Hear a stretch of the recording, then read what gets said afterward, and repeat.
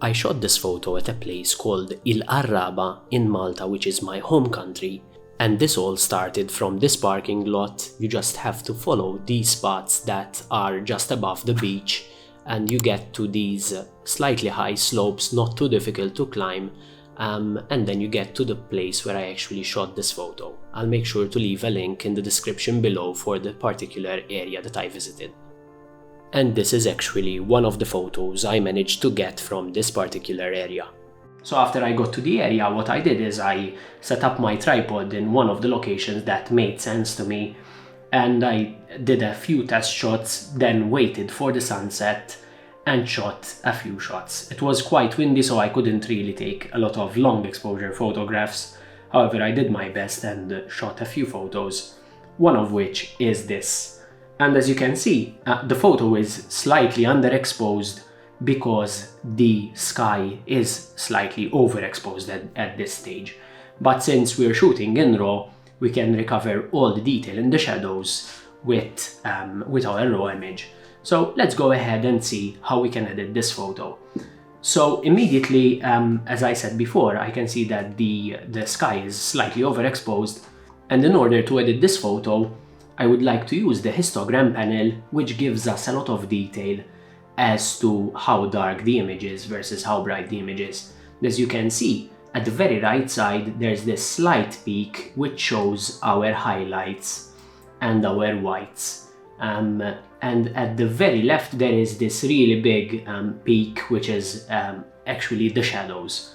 Now, I'm going to start off by actually reducing my whites to recover some details in the sky, and as you can see, we've subdued that very bright area, and I can also play around with the highlight section to lessen even more the brightness of that area. Now I'm going to play around with the shadows. I'm going to move it towards the right side as much as I can, and as you can see, we've brightened up the shadows quite a bit, and I'm going to select my blacks and move them towards the left side to create a bit more contrast.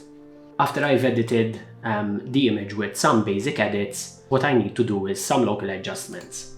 I will go ahead and immediately select a subject mask.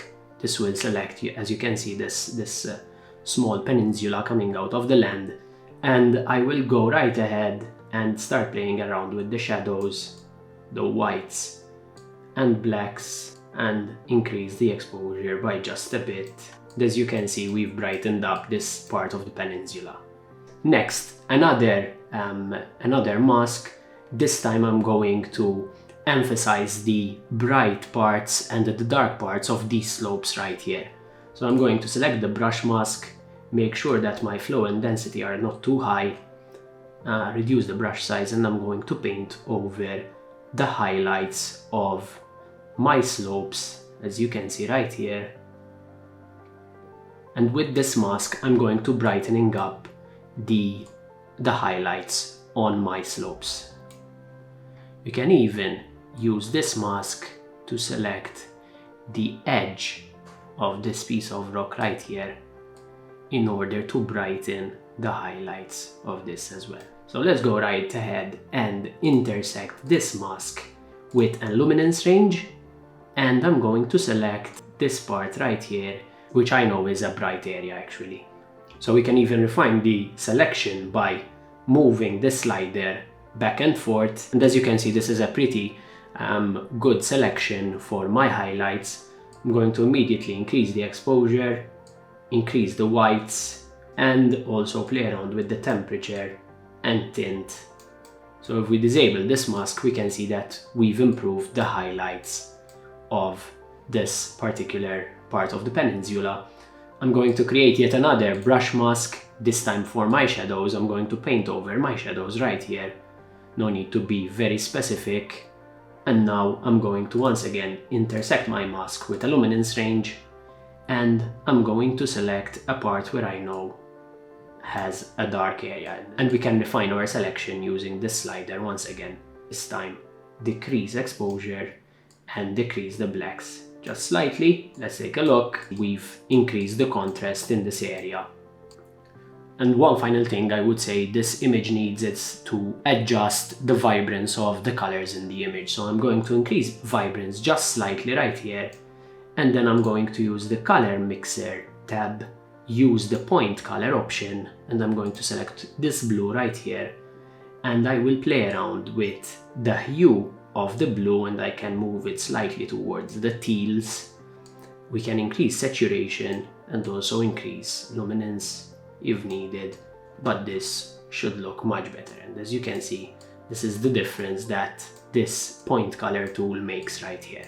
One last thing I want to do is to actually remove this little piece of land right here showing at the right side of my image. And this is just to remove any unnecessary items in my image that would literally remove my focus from the main attraction.